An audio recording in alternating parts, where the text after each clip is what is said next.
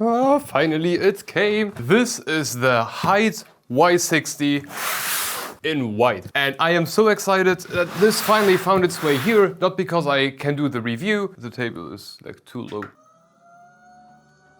Oh, the camera is too low. Goddamn, every setting is wrong today. Okay, now everything should be right. So the reason I am so excited about getting that Hyte Y60 over here is not because of the case review. It's going to be surely awesome if I think about everything I've heard about this online. But this is because I can finally get to my Hyte Xtra Thicc build. This is the Hyte Thicc. It has a model number. Q60. The Hyte Thicc Q60, that monstrous AIO with that monstrous radiator and those monstrously thick fan. I mean, that thing is just a freaking behemoth. And before I published the review about this puppy, I really wanted to do a build in it, or a Hyte themed build, to have some of that B-roll footage for the actual review while the AIO is installed inside of a case. Which is then why I'm so excited to make this build and that this Y60 finally arrived. But, oh yeah, there is one little twist, because we are not going to do a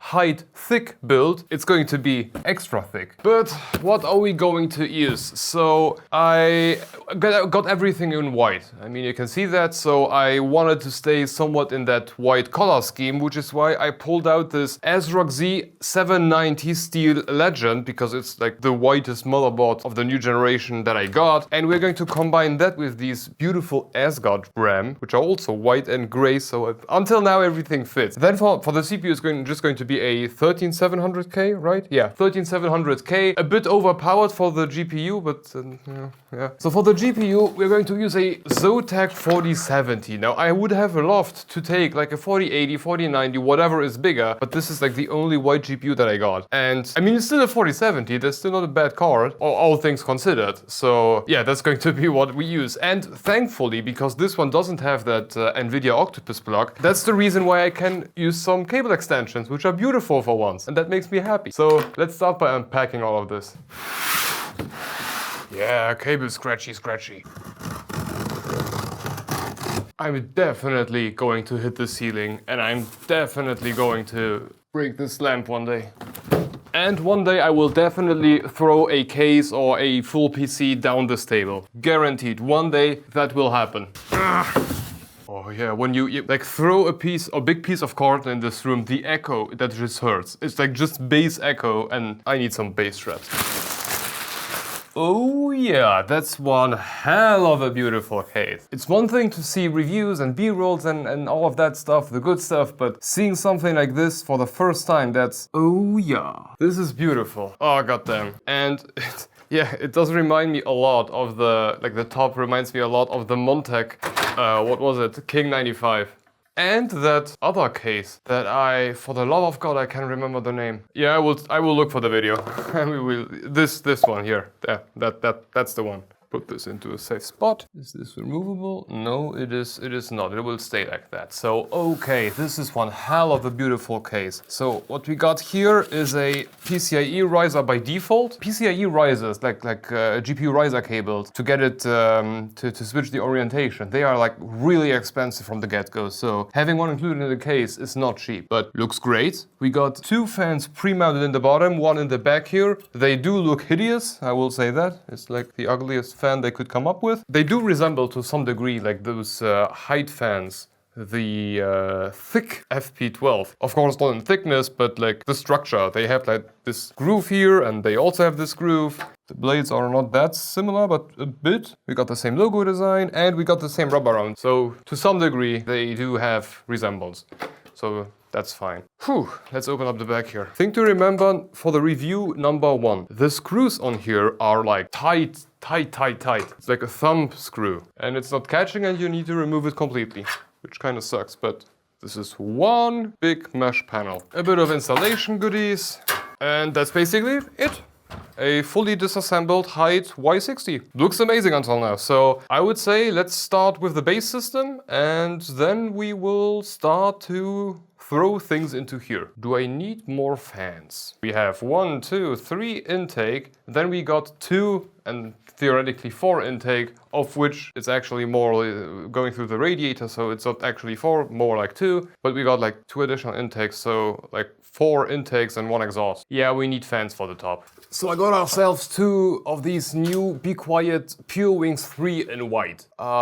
Not necessarily because they are awesome, because I really don't know. Like we have benchmarked them and I have the results on my phone, but I never entered them yet onto the graph. So I have no clue. I know that they perform, but I don't know how it compares to other ones. But they are silent wings. They are silent wings. They are Be Quiet Pure Wings, so they can't be that bad. And color matching wise, this is fine. So let's go with them and prepare the base system. 1 into.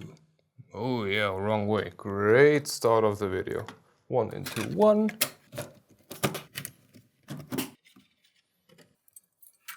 And ta-da! Base system is done. So now we can get to the fun part. I don't know if anybody has noticed, but I got a new mic, like here. I got told by A lot of comments, and B, by my own editing queen. I got told that apparently it doesn't sound as good as I have hoped with that, what was it called, the shotgun microphone. If I move around, it's one thing if I'm sitting, then like the echo in the room is tolerable to some degree, but apparently once I move, like as soon as I am behind a case, it doesn't work anymore, and that just bothered her. So yeah, I got myself a Rode.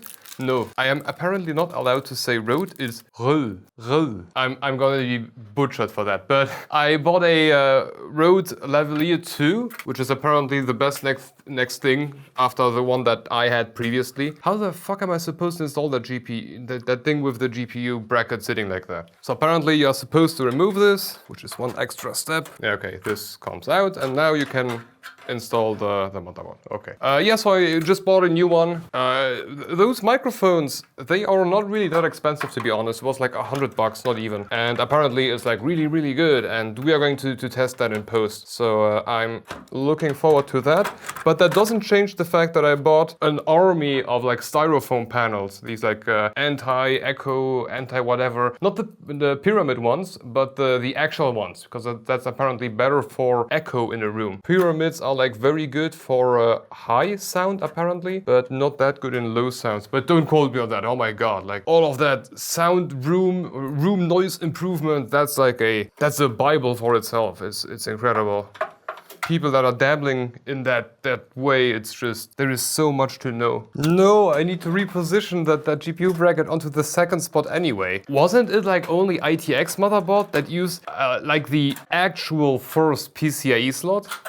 And everything else that's just like an M.2 SSD? Hasn't that been a thing for a long time? Well, it doesn't really matter because it's in now. Where did I put that other bracket? Oh, white bracket on a white case. Okay, that was incredibly easy. At this point, I guess let's pre-install those front fans, the top fans, sorry. And then we are going to route all of the cables before we install that really thick AIO, because I need to see how this is supposed to go in afterwards.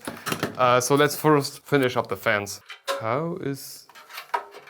Oh, that's like the stupidest way of routing cables. This will never close, will it?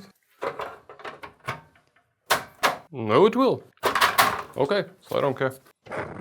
I could also remove the bracket and do it outside. The way that it's intended, yeah. Let's do it with this bracket, which is screwed in using way too many screws. I do understand that they wanted to do a lot of screws, but this is actually just supposed to keep it in place. This doesn't hold on to anything. It just prevents it from sliding up and down, which it won't really do anyway, so why the heck have they used so many screws? And now you tell me I saved, let's say, a minute or so when screwing in all of those fans from the bottom, 4 screws, by removing 2, 4, 6 screws, and then still needing to, that this wasn't worth it. For an AIO, sure, but this was not worth it. Okay, as I said, let's now do some of that cable routing so that we later on don't need to do it the hard way once every really big component is in there.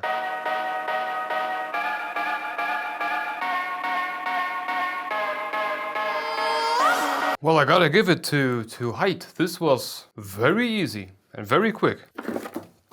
And before I forget it, this is like the whole connection thing for the AIO when we are almost there. So I'm just going to quickly route this USB cable there. So that one is already pre-connected. Oh, there. It's like a really, really hidden USB port. Okay, now how do I route this in a smart way? That was surprisingly easy. And of course, let's not forget the power supply. I love these dual chamber design cases. Installing a power supply is so simple in here. Hyte doesn't include power supply screws. And you know what's great about this case? I can hide all of these cables here behind the hard drive bracket, and then I can just install the power supply in front of it and not give a damn because nobody will see them anyway. Ta-da! Oh yeah, some of these fancy cables right here. No, I need another PCIe for that whole Hyte thing. Nah, I really thought I could get away with like only one cable.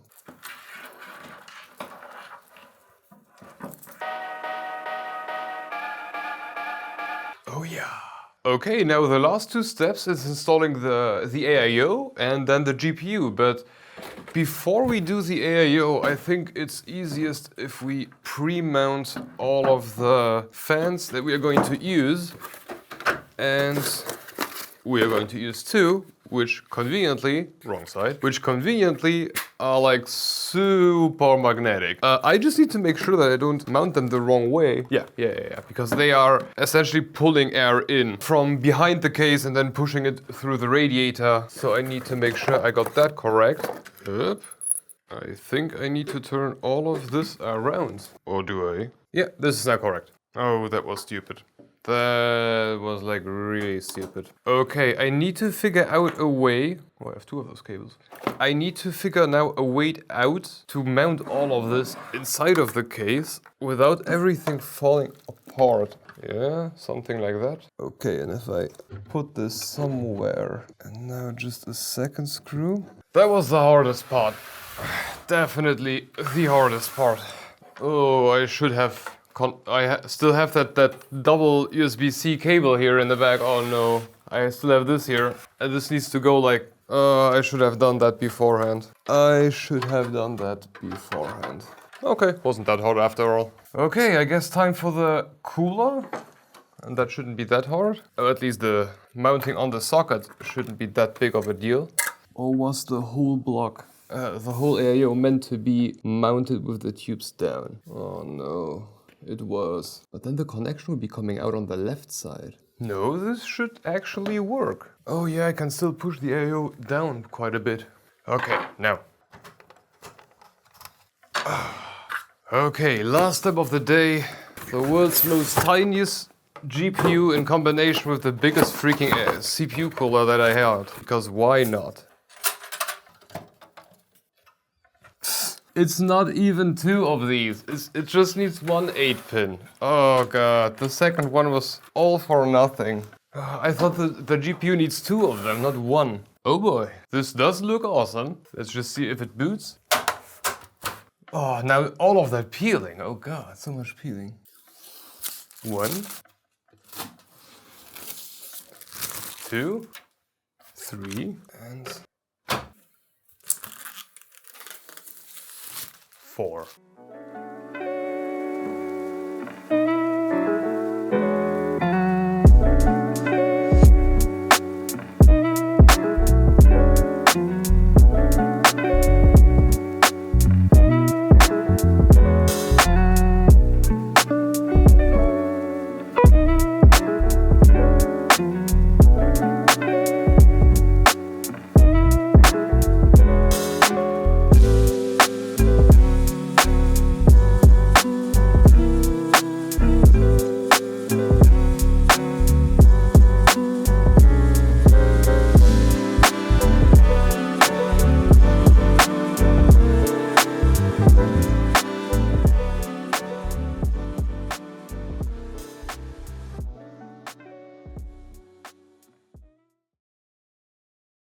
and I did literally nothing. The only thing I did was press start on CPU burner from Firmark. That was it, and we got like beginning 80s degree on the package of the CPU. So cooling wise, absolutely amazing. I love that. And design wise, I really like this too. I mean, all of that white with a bit of RGB and black cables. I really like that. I won't talk anything about performance today because I didn't do any benchmarks, and it's a 13700K and a 4070. There are more than enough benchmarks showing how that performs, but as a build, I think it turned out great. Now, one thing I really gotta say about the AIO, and that's quite important because we already did the benchmarks for the regular one and like the Xtra Thicc one, and I learned that the pump is incredibly loud, but it begins to be loud above 50-60% of its max speed, and that's not necessarily because it's a bad pump, because it's really not, but it is ridiculously quick compared to what you usually get in AIOs, and it is adequately loud. However, if you let everything run at default, which we did in here, the pump handles this fantastically without ramping up at all. And for that 80-something degree benchmark, I did nothing. Everything is stock. The only thing I did now is turn down the exhaust fans because they were too loud, but the AIO itself, the pump handled it flawlessly without being like overbearing on the sound. And the only thing I just realized that I forgot is change the image on the LCD screen of the Thicc Q60. But at least you know that it's a Thicc Q60. No, actually it's an Xtra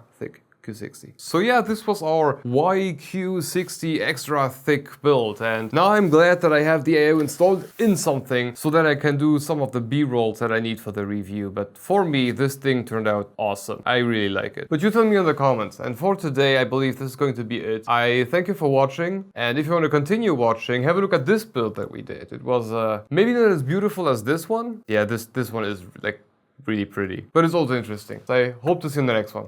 Bye bye.